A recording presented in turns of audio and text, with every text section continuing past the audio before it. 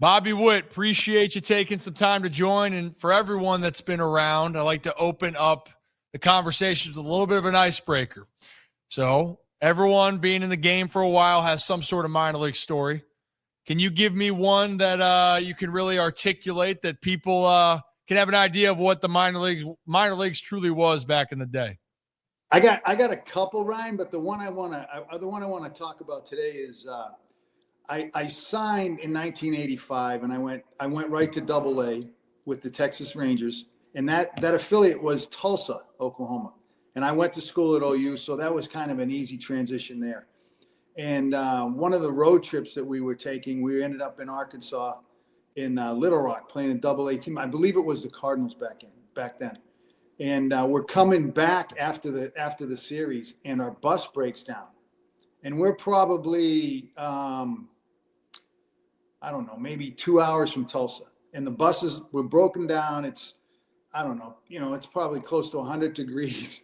Everybody gets off the bus. Everybody's just, bitching and moaning, just like, this is unbelievable. And I'm still kind of in awe of what's going on for me, being there and just seeing some of the guys and playing. I'm just like, yeah, I guess this is what happens, and so all of a sudden our trainer, who was a long distance runner, he goes, all right, I got it. I'm going to put my shorts on and I'm going to jog back. I saw a gas station about, 15 miles back there, whatever. So everybody's like, oh, that's a good idea. Cause you didn't have the strength coach. You didn't have, 6 minor league coaches. It was the manager, 2 coaches, one of the pitching coaches, and then you had your trainer. And that was pretty much how it was done back then. This was in 85. So he takes off, he's running, he's going down the highway, and I'm not lying to you, man. He gets up over a little bit of a hill, and we don't see him anymore. All of a sudden, here comes this Greyhound. Nobody's on it. It pulls right up, and I guess our guy might have been able to flag him down, whatever, the bus driver. Pulls right up in front of us. We go, no way, this is unbelievable. And we all jump on. He takes us to Tulsa, and we had a game that night, and our trainer showed up about, I don't know, he ended up showing up about 10 minutes before the game started. He was so mad. It was unbelievable. The entire bus, you felt bad, but at the same time, you're like, man, it was hot out there. We had to get on this bus and get back. So just to clarify this. Yes. Trainer goes, all right, I'm going to go be the hero. Yes. I'm going to go get us help. Absolutely. Oh, then great. Here's this bus. Don't have cell phones. Can't give them a ring. Just say, hey, all's good. I think you just got the memo that the boys were on the move again. Yeah, that was it. It was unbelievable. And I mean, there was guys on that. Kenny Reitz was trying to make a comeback, and he was probably 30-something years old, and he's been around. And he said, I've never seen anything like this. And for me, being new to the organization, new to that atmosphere and all that, I just thought it was part of the protocol, man. You hear about your bus breaks down, and this and that, and but it was probably one of the funniest things that happened. I mean, he was a great trainer. His name was Brad. I can't remember his last name, but he was trying to be the hero that day. Hey, someone's got to do it. And I'll tell you what, a lot of the minor league stories going back in the day, feel like everyone's got a bus story. Even for me, Bobby, I retired in 2021 or 2022, last year in 2021, and they changed over the minor leagues, I'd say in the last few years, I think right after I retired. And where did some of my stories go back to playing? It went back to those bus trips. And before they reconfigured and said, hey, let's make these trips shorter. Let's bring maybe another bus. Let's make it more comfortable. Right. It's not exactly how it went, but you got a story to tell with it. And I'm sure that was a different experience, right? We talk about going from, if it's college or people go out of high school, for you going to Oklahoma, was anything shocking to you going from college to the pro level of, hey, this is a different world? Or did you kind of have a sense of what it could be like as you were going to try to make your way up to the big leagues? I was fortunate because in 84, I played on the U.S. Olympic team. And a majority of those guys that were on that team, there was 5 of us that were underclassmen.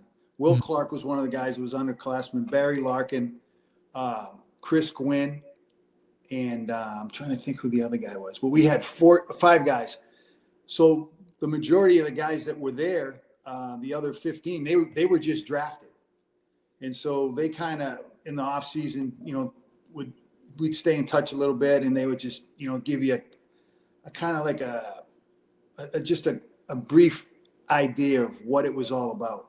And so I kind of had a heads up on that a little bit from those guys. But when I first walked in, I'll never forget when I first walked into that locker room, it was very small and everybody was in it. It was hot. It was, Tulsa. And I walked in there and I saw a couple of the guys and I went, oh, these guys got to be at least, I don't know how old. I was 21 years old and I'm sitting there going, he's got to be 30 something. And that guy's got, I said, man, this is I don't know if I maybe bit off a little bit more than I can chew. Because a lot of those guys that I was playing with on that Olympic team, they were going to AA and that. So I said, if I can make that transition, that'd be great. But I just know that was kind of a wake up call, and it was time to, put your big boy pants on, go out there and start doing what I needed to do. Yeah, it's a transition if you're not prepared. Yes. What it can be. It is eye opening. I still remember with a lot of the guys that would come from the big college programs to the minor leagues, especially, recent, these college programs, it feels like that's what the pro should be when you would go to the minor leagues, right?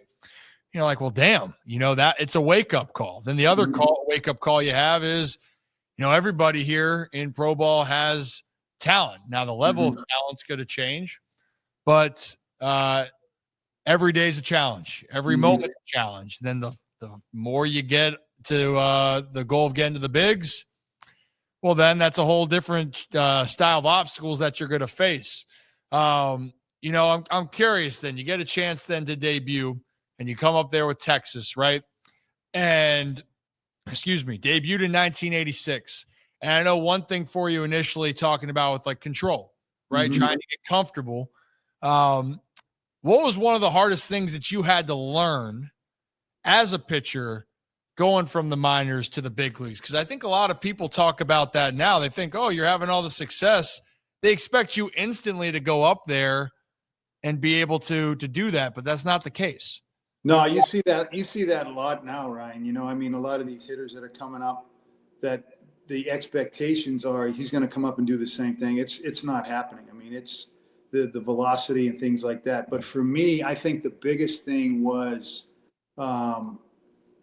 understanding that fastball that I had, it was firm and it was decent, but you still had, if you don't locate it, doesn't matter. I remember Dave Kingman, I threw, and again, we were using the ray guns back then. We weren't using the new guns. And so they were getting it crossing the plate, not coming out of your hand like now.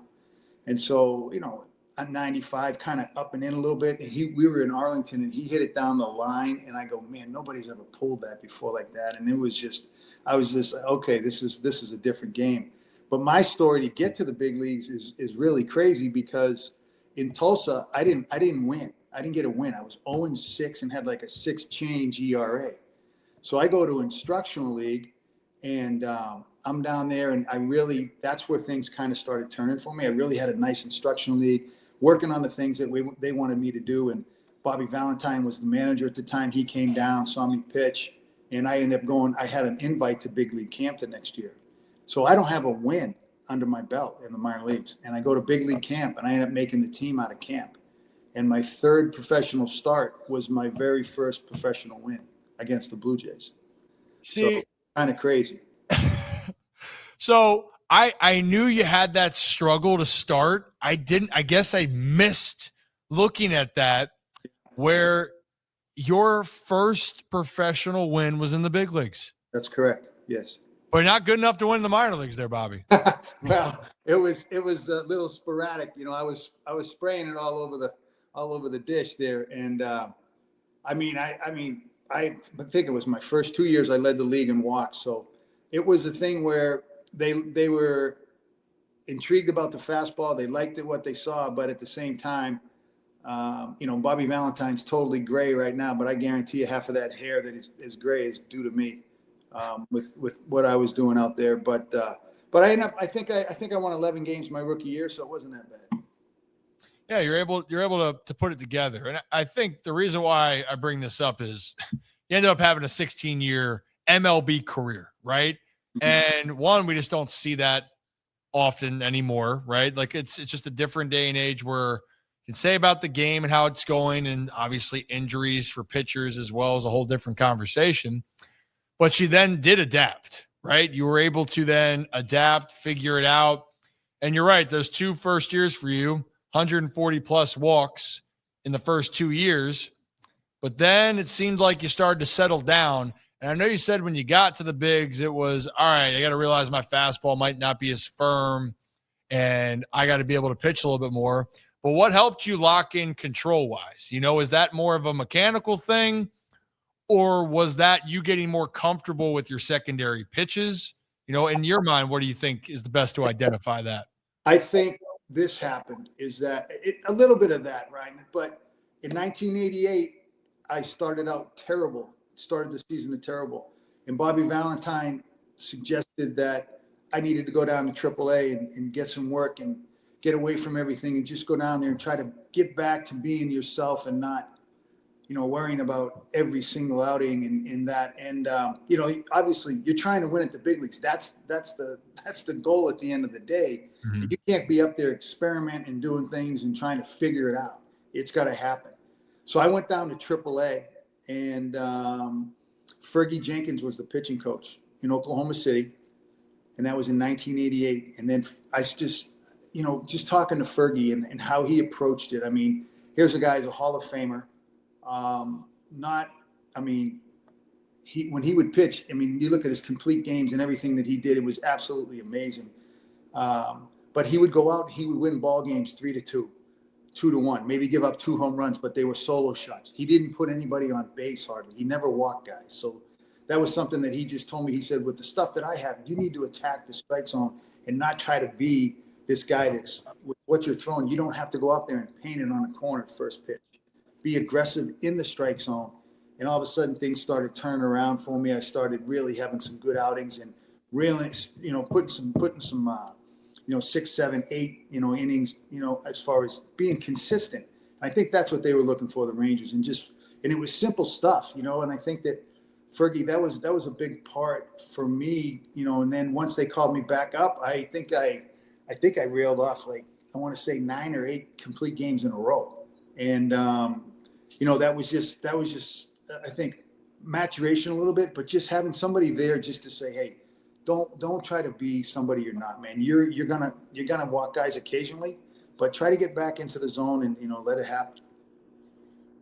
Yeah, attack them. And then I like that. Attack the hitter early.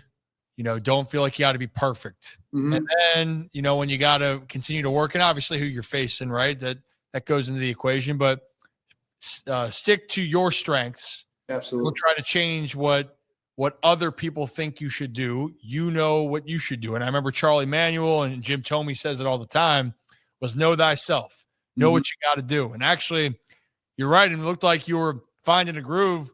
1990, by the way, I think was your best year, 3.36 ERA then, right? Yes. And I love that you said, talking to Fergie about this, because, I mentioned before we started the interview that Will Clark thanked Al Rosen for saying you could do better after leading the league in RBIs, mm-hmm. right? And he took it to heart, and he went out there and listened to a guy that was an MVP back in the day. And Will worked with Dusty Baker and got things going. Right. And he appreciated that. It seems like you were still in that same mindset. You wanted to learn more and more from people in the game. And I know the game's different now, but the concept's the same, right? Like, that makes sense. The concept of what you need to adjust at the big league level, that is something that I don't care what era you play in. There's only a certain amount of guys that can say that they were able to do it at that level. Right. Absolutely. I think that's the biggest thing. And I think it's just a matter of, it's just sometimes it's spoken to you differently. Maybe that person is trying to say the same thing, but it just didn't register with me. And Fergie just simplified it so much to where I was like, man, this is it. This is what I got to do, man. I mean, I can do this. just need to, attack these guys more and do that. And then after that, like I said, it was really probably one of the biggest turning points for me in my career, because, I could have went down there and pouted and said, oh, woe is me, man, I got sent down. But, I deserved it. I wasn't helping the big league club. I was, I just wasn't out there performing the way I should have performed. But I took it as, I'm going to go down, I'm going to do my work, and I want to get back up as soon as possible. And I think that's the right mentality. I wish, why I ask these questions is because I wish that I was better at handling it. And Right. So I always try to reiterate for guys that played for a while and been around, the mental side of the game is usually what's going to trip guys up at the end of the day. Mm-hmm. That's what, for me, the expectations being a Ripken, I didn't handle that very well. Right. And when people said, "Oh, did you have the talent?" I said, well, I had talent, but quite frankly, I've seen other guys that were more talented than me that didn't make it to the big leagues or as far as I got. And I saw guys maybe that had less talent in people's minds get to the big leagues. And the common factor was they figured out mentally how to adjust, get out of their head, and maximize their potential to the best of their abilities. Right. And this game's hard, Bobby. I mean, I know for pitchers, right? You guys are supposed to win most of the times here, right? You guys, it's supposed to be the easy part. Yeah. But I digress on that. You did have some cool moments. I wanted to switch to that one. You got traded to Oakland, right? Mm-hmm. For those that haven't been traded, was that did you see things coming there, or was that kind of do you have anything behind being traded, or was that normal? Yeah, it was. So that was the first time I got traded, Ryan. And the thing that happened was that was in 1992, and we were struggling as a team, and so they ended up firing Bobby Valentine. Now he's been there since he came in '85. He took over, I believe, for Doug Rader, and then '86 to '92, and then he was dismissed. Well, Toby Harrah became the intern manager. And I played with Toby my rookie year in 1986. So Toby's the manager, and reporters are coming up to me. Hey, we're hearing you're possibly on the trade blocks. What do you think? I said, well, I don't know. I haven't heard anything. So after a couple of times, I really didn't know. It was the first time going through this, so I didn't know. I mean, there was guys that had been traded that I would talk to on the team and say, he goes, yeah, it's just part of the game, man. So I went up and asked Toby, and we're getting ready to go to Kansas City. I said, Toby, what do you got, man? I said, am I out of here? Am I getting traded? He goes, as far as I know, nothing's going to happen. We get on the plane after the game and fly to Kansas City, and we're there for a day. And my wife flew up with two of my girls. And so they're there, and we have the game. And then that night, I'm sitting in the dugout, game's going on. All of a sudden, I see Toby get on the phone, and he goes, hey kid, come down here. I got to talk to you. He comes down. He goes, hey, you just got traded to Oakland. I'm going, serious? I go, I thought you said nothing was going on. He goes, hey, I don't make these decisions. This is what happened. But it was myself, Jeff Russell, and Ruben Sierra for Jose Canseco. It was 3-for-1. But Russ was one of my boys. Ruben and I played together since 1985. When I started in Double-A, so that was comforting, knowing that two of my teammates were going with me. And Jeff had been with the Reds, and then he came over to the Rangers, so he's been through it. And I was just kind of like wide-eyed. And then I remember Sandy Alderson called us. We went into the clubhouse, and the visiting clubhouse guy said, hey, you got a phone call from Sandy Alderson. We wanted to talk to all of us and told him how excited he was, and this is going to be great. And at the time, I believe we were in last place, and in the blink of an eye, Ryan, we went from last to first. So now I'm on a first place team. Possibly, you start thinking about, and this wasn't the first trade deadline; it was the second. So it was August 31st, somewhere. I think that was the true date.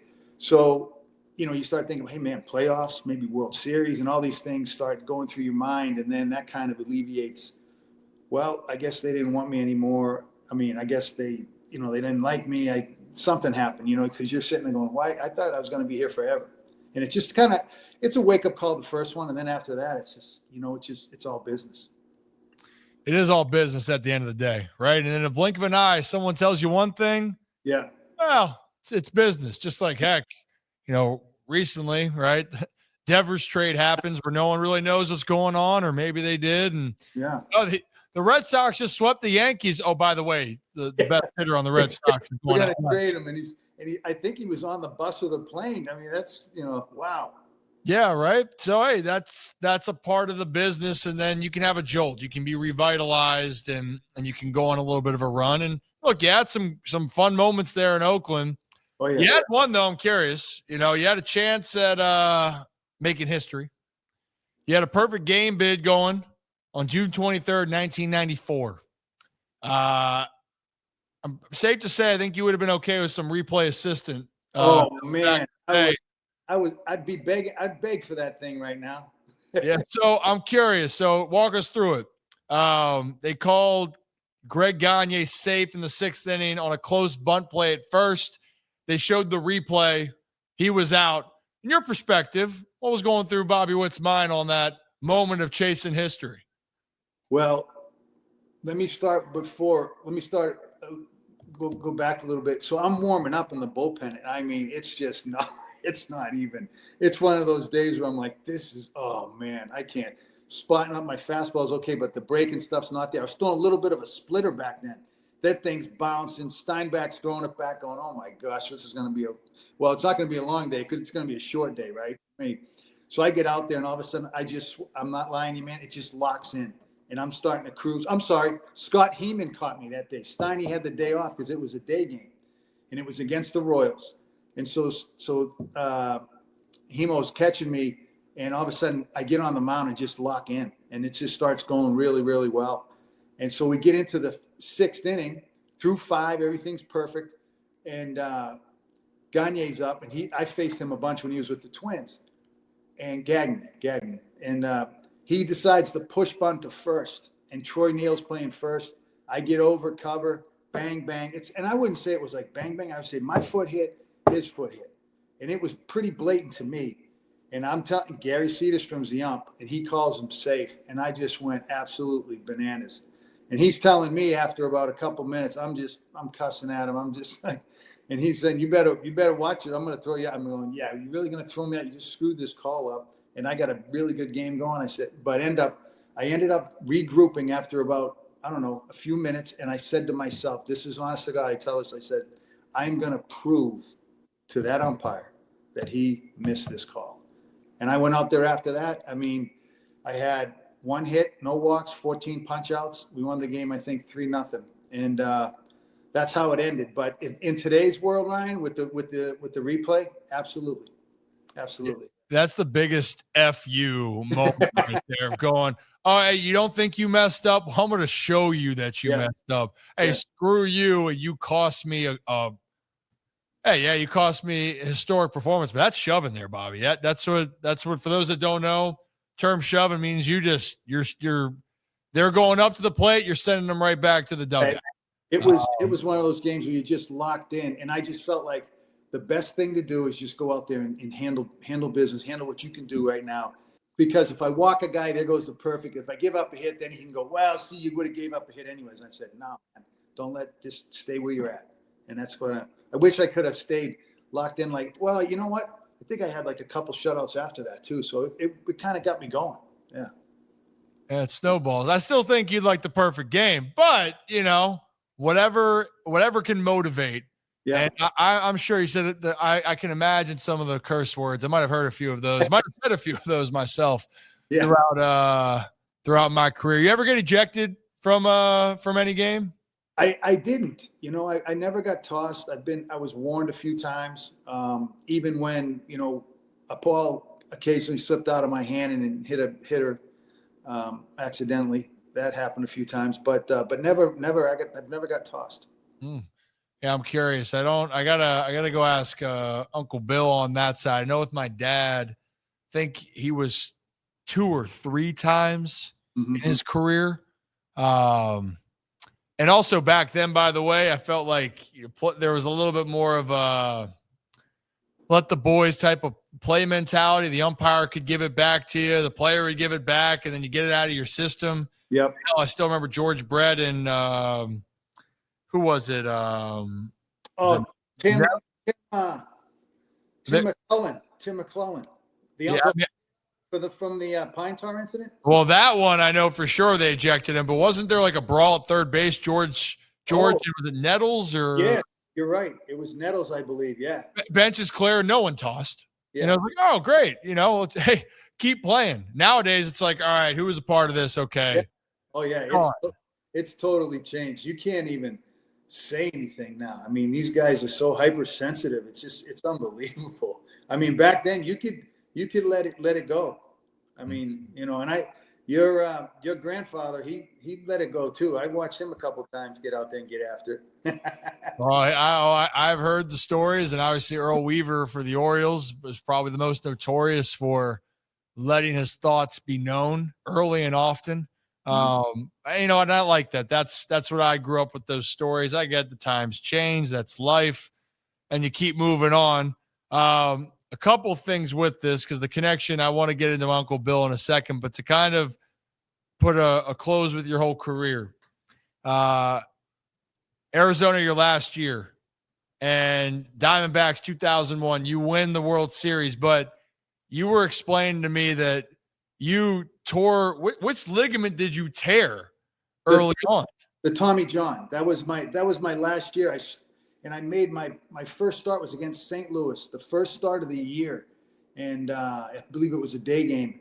And I'm in the first inning, and I think it was probably second, third batter, and just felt it just kind of something let go there. And then I kind of shook it loose a little bit, and then I got the ball back and threw another pitch, and it was probably 80-something miles an hour, 84, 85. And then the trainer came out, and he said, "What happened?" I said, "I did think I did something to my ligament, and I can feel it's kind of burning at this point." They took me out, did the MRIs, and that's what they died. I had a 40% tear. So that was my last year. And my 16th year, and I was like, you know what? I mean, if I was a little bit younger, I probably would have had Tommy John. And so I decided to rehab it. I talked to a couple guys that actually rehabbed it and came back. And they ended up, getting enough, coming back enough to where they got to play a couple months. So that was kind of the goal, what I was trying to do. And I ended up getting back in August. And I was falling apart, man. I had something with the shoulder after that. And I was getting, shots here just to keep going. But the team, I knew we had a special team that year. And I was able to get back and come out of the pen a little bit late. And then I made some starts in September, got a little bit of postseason action, pitching in the World Series. And, like we were discussing earlier,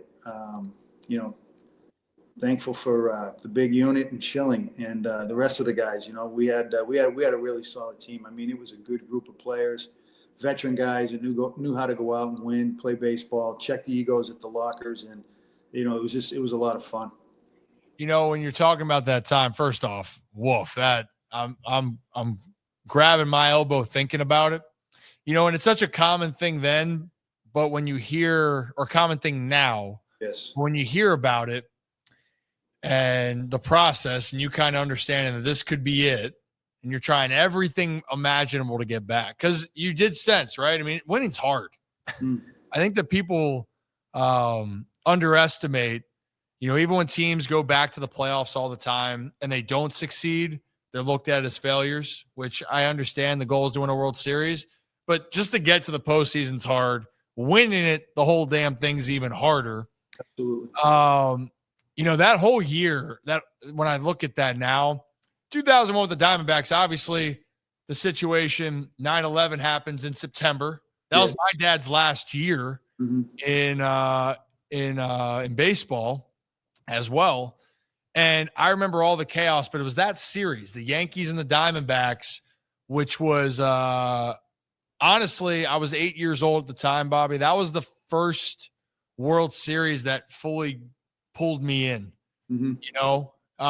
Maybe it was just because of the magnitude, the iconic moment, Jeter's home run to Mr. November, Luis Gonzalez, the best off your hands hit in the history of baseball, right? Off of Mariano Rivera. You mentioned Schilling and Randy. I mean, is there any moment that you even were with that series or with those two guys that people can get a glimpse of a kind of the greatness of what they were doing or what you guys did during that year? I mean, I think you hit the nail on the head, though, as far as just the series in general. But prior to that, going down the stretch, it was amazing. And don't get me wrong, there was a Brian Anderson, there was a bunch of other guys, but I mean, these guys really stepped up, and it was almost a competition between Randy and Kurt going into August on, Shill would pitch on a Friday, go out there and 7 innings, 10 punch outs, give up 2 runs. And Randy, if he was up the next night, he'd go out there 8 innings, punch out 12. I mean, it was a competition between those two, and they continued to do it throughout the postseason, which was unbelievable. And our closer at the time, Young Kim, he ended up he had a really good year, and just all of a sudden the postseason hit, and the Yankee series he just struggled, and it was one of those deals where we went after beating the Yankees. I think they were going. What were they going for? 3 in a row or 4 in a row, Ryan? I can't remember if it was. Oh gosh, now it was at least 3. It might have been 4 because they were. I think they won 90. They won 97. Now I'm going to look it up right now because I'm curious. But anyways, they were going for, I forget how many in a row, but we leave Arizona after playing the 2 games in Phoenix and leave up 2-0. And we're, as a group, discussing on the plane that we're going to be able to sweep these guys in New York. This is going to be unbelievable. And, and all of a sudden we get there, and the next thing you know, we're coming back on the plane to Phoenix down 3-2. And it was almost the feeling that I had, because we went down to ground zero as a team when we got in that night. We had a bus the next day because we were working out at Yankee Stadium on our off day at night. But we had a bus about 2.5 hours before the workout, and it was optional if you wanted to go to the ground zero. And we ended up as a team. Everybody showed up on the bus. Coaches, we went down there, and were we going to do anything to help the situation? Probably not, but just to talk to the firefighters, say hello, thank people that were down there for just, hours and days and just working. And I think that was something that I'll never forget. I mean, I don't think a lot of us will ever forget what happened, but just to be down there and then going to the field, everybody had that. We were talking on the bus, and everybody was just really pissed off because of what happened to our country. And then, we ended up going out there, and, they ended up having those games. But I honestly think that the games played out the way they did to give, obviously, not only the country something to stay dialed into, but New York City and the surrounding areas, because it was I've never seen New York like that. It was a ghost town. Mm-hmm. And but when the game was played, everybody came out. And like I said, it just gave them a sense of, okay, I think we're going to be okay. And it was something really special. And we fortunately went back home, and the boys put on their hitting helmets the next day and got it tied up. And then, you know what happened next, but it was incredible. See, those perspectives on the other side of it, and it truly, I think that baseball in the history of the states here in the U.S. has had a reputation in these big moments to really help heal and unify. Yes. And for that series alone, New York fell short.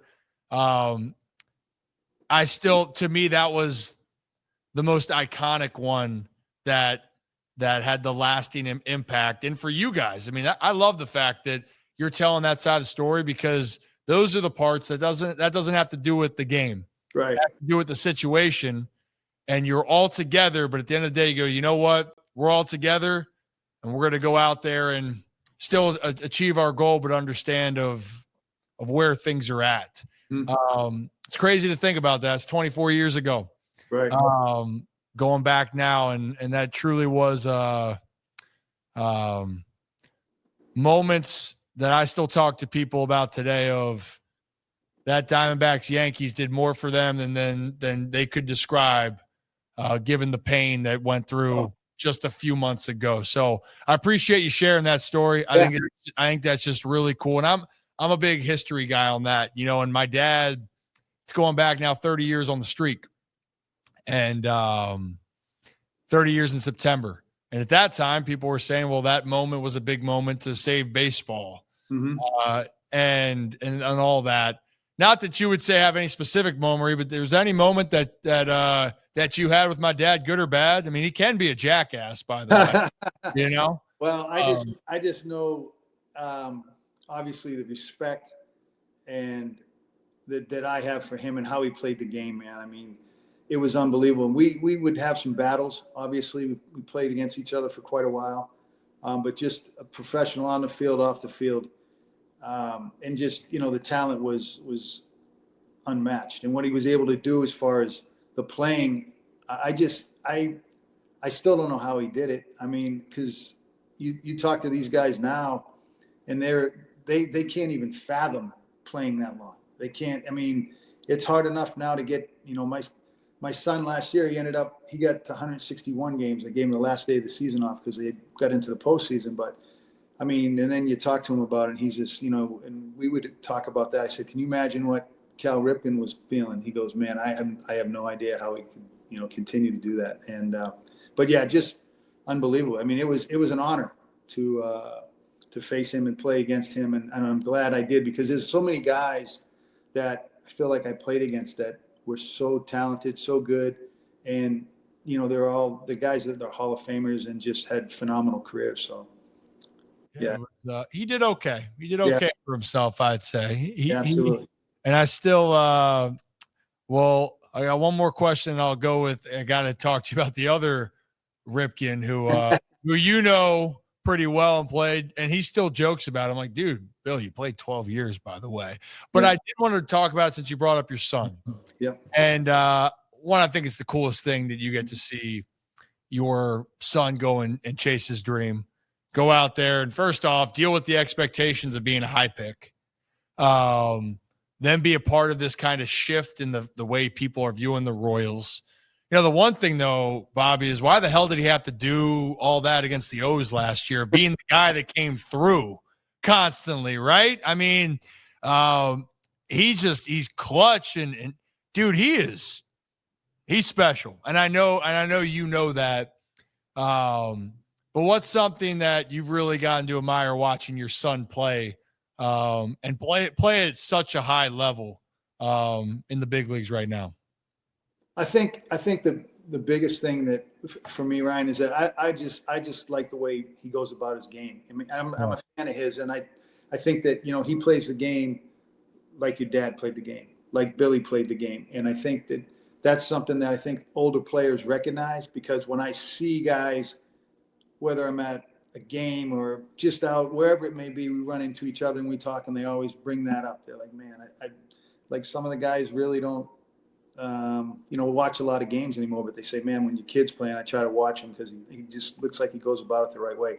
And for me, that's probably one of the proudest things that I can say, is that he figured it out, and he knows how to go out there and do the right things. And he wants to play every day. He loves being out there. And like I said, I just enjoy watching him go about it that way. And, he has a passion for it. And I think that's probably one of the biggest things, is that he really loves being out there. I mean, he just got married. I know he loves his wife and all that, but I think that baseball field's pretty close to that. Oh, for sure. I mean, hey, family, baseball, it's everything can kind of be intertwined, right? And for your family, baseball runs in the family, just like with mine, right? So it's all intertwined. Forgot what it was. I saw the photos for one of those fast food places. Whataburger, and it was a Whataburger, right? Yeah, they did that up for his wedding, and he has he works with Whataburger a little bit, and that's a big thing in Texas. That's where it originated, and so for the wedding, after I guess it would. When the wedding's almost shutting down and everybody needs the munchies and all that to try to finish the night, that was what they put out there, and it was pretty cool. Yeah. Did you think because this is with your son growing up and picking your brain on how things are, right? And we've had many people, we've talked to legends of the game, and you being a pitcher specifically, right? I think that's got to have a little bit of advantage when you're trying to teach a son of what pitchers are thinking and what they're going through. And I remember, we've had Jim Palmer talk about locating and going through what he was trying to do and his game plan. Did you ever talk with Bobby about on the pitcher side of what the game plan is of what they're trying to do, or did he just kind of develop his own plan as time went on? I think honestly, so the plan really had to come into play once he got into pro ball, because he went from high school and then he signed. And I think in high school there really wasn't. It was really see the ball, hit the ball, not really a lot of thought process. I mean, we would go to the cage. I mean, high school was about a mile from my house. Yeah. To the cage, so we would go up there. He played Tuesday, Fridays, so usually Monday, Wednesday, and Thursday we were in the cage. I was throwing to him. So a lot of times, if he had to fix things, it was just simple things, because he never really had a hitting guy up until he got into pro ball. Mm-hmm. And once he figured that out, but I mean, he's I think it was his second pro game. He said, we talked after the game, and he just said, he goes, hey, there's some guys down here that can throw hard. And a couple guys, buzzed his tower. I don't know if because he was who he was and they wanted to make sure that, he knew that who they were. I mean, that type of thing. But yeah, that's when it started to really, for him, he started to talk about, this is what sometimes they're trying to do to me. What do you think in that situation? And one of my biggest things is that I just think that when you look at what they're featuring now coming out of the bullpen, I mean, it's just every time a bullpen door opens up, it's 95 to 100. You got to get it ready. They got to be ready. And I just, my thing is that to let a guy with that type of stuff get ahead and throw one over, across the 17 inches, you got to be ready to hit, man. You can't even take that, because now I'm thinking, if you're giving me that first pitch and now you foul off the next one, I got you 0-2. I'm pretty sure I'm going to take care of business. Yeah. And speaking of that, because I know it's still different, it's different time, right? Where you're right. These guys that consistently are throwing harder consistently, they're spinning it at a rate that is, I saw it firsthand. It's not fun, and there's talent at every part of this, but the concept's different. Some of those guys come out of the pen. I know, like Felix Bautista throws fuzz. It's just, they say, hey, Felix, just throw it over the plate because you throw 100 and your splitter is devastating, right? So that works. Is there any type of, I don't even know if it'd be for hitter, but for you, that plays. I guess what I'm trying to get at for here on the pitching side, and whether that's pertaining to try to teach a hitting mindset, but for pitchers, I guess it's still trying to figure out who you are, right? Yeah. Because I don't think every pitcher can go out there and do what Felix Bautista does. I saw, who was it? Pitcher on the Phillies, or it was Suarez on the Orioles, just because I saw it. Sagano throws 93, right? That they're all still successful. I know I'm kind of dancing around, but you see what I mean? Does that also go into to maximize your potential as a pitcher? You got to understand, and then for the hitter, they got to understand, hey, what's this guy do well? And they're not all the same, even though their metrics could look similar. They have a different way about how they pitch. Right. I think that, Ryan, but the biggest thing now is you talk to your dad, you talk to Billy, 2-0 back when we were playing, you were getting a fastball. Yeah. These guys were coming out of their shoes because they knew they were getting a fastball. 3-1, they knew they were getting. Now it's 2-0 breaking balls. It's 3-1 breaking balls. And everybody changes. You would see a right-handed hitter, and sometimes you could figure out a pattern, right? As far as that, I mean, just watching the game. Okay, these guys kind of hit similar. He's going to do this, and it's totally opposite. I mean, it's just amazing how they just figure out certain things and how they're spinning the ball more when they're behind in the count. And I think that's something that is probably frustrating hitters more than anything. Yeah, that's a good point. I don't like when it's a hitter's count and you're going to give me a breaking ball that I'm selling out on a different pitch. Now, that's a part of it, right? It seems that it's a different day and age, and I still think the talent across every level. But I remember the Rays playing them, it felt like they had guys that could just spin a curveball whenever they wanted. And I'd sit there and be like, dude, and it wasn't like a get me over curveball. Yeah. It was like, why are you spotting this up on the corner here? And why are you doing it again? Like, right.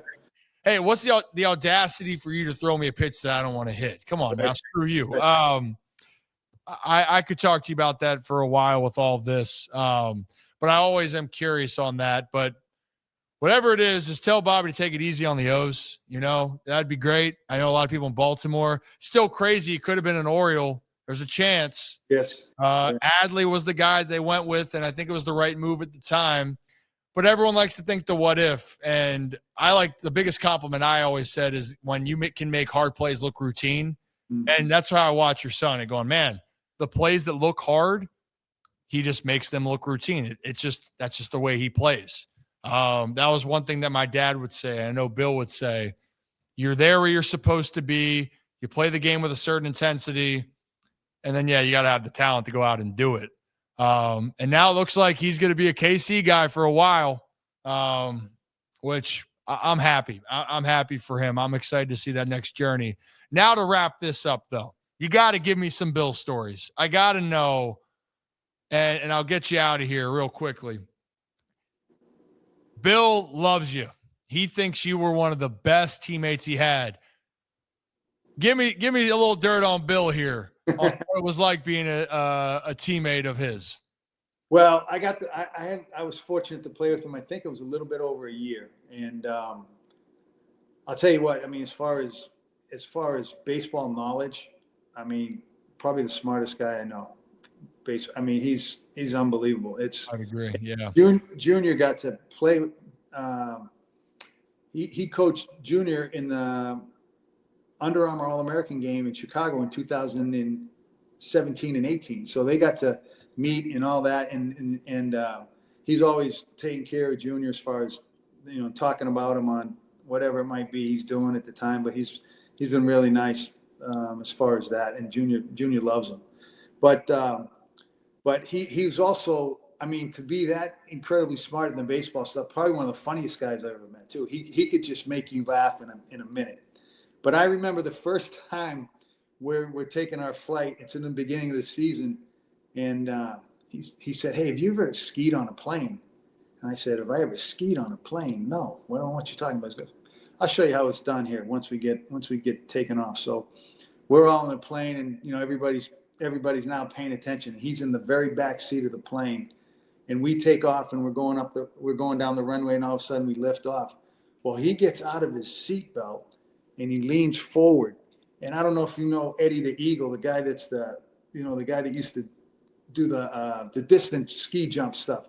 He is out over the front of his feet, and just because I guess the G forces or whatever, he's leaning, and he's just like this. And I mean, our entire plane, man, we're first off, we were shocked. And the second thing, we just couldn't stop laughing at this guy. He was just, I mean, that was right when you meet him in spring training and you get to know him a little bit. And then as the season goes on, you really get to know him. But that was kind of right out of the first time we took a road trip. So, but there were so many other things, man. He was great. And again, like I said, just his knowledge and just what he was able to, just teach, I think, everybody else around. And, you listen to him now, man, he's unreal. He is. And, he's one of the loudest in the room at all times. His presence is felt, but I tell people as well, he's one of the most genuine guys you're ever going to meet. Absolutely. And he's a crazy son of a bitch sometimes, in the best way possible. Right. Yeah. And you telling that story, I've heard other situations along the road here of going up, your Uncle Bill used to do this. I go, yep, that checks out. That all makes sense. The skiing thing, I'm gonna have to bring that up to him next time. Oh yeah. Good. Yeah, but I tell people this too, and I think we're in agreement on it, because you're saying you think he knows baseball like no one else. I agree. I think my dad was one of the most talented players that obviously got to play the game and had the success. I tell people that Billy might be the best teacher I've seen, from not only what he's done on the media side, but how he explains it and how he goes about it is really gravitating. And the one person he goes to that shows how you should play the game, it is to your son. That is one thing when I talk to him constantly. And I think that's really cool. And that's a full circle moment for you too, you know? Absolutely. Yeah. It was incredible when he coached him. I remember just sitting there going, I can't believe one of my teammates is now coaching my son in this game. And it was just, and I was so happy for him because I just knew they were only together for a couple of days, but I said, just whatever he says, you listen, and you listen. You do. I mean, he's a man of so much knowledge of the game. And yeah, I agree with you, Ryan. I mean, just as far as the teaching aspect of things like that, I think he would, I think unfortunately he's not with a team that could definitely be so helpful, so beneficial, because that knowledge, I mean, that's stuff you want to spread to the younger generation. And who knows? I know he's getting close to being done and moving forward. He's been doing what he's been doing with MLB Network for a long time, but who knows what the future can hold. But right. It would have been cool to see him as a manager one of those days years back. I thought he would have been a hell of a manager, but he's made a great second career after playing. Well, Bobby, I could talk to you for hours. I know I went over on time a little bit, infatuated with the stories, but I really appreciate you taking time. And look forward to getting to talk to you in person down the road here. And in the meantime, though, be safe, be healthy, and look forward to chatting with you next time. Thanks. I really appreciate it, Ryan. I enjoyed myself. Appreciate you.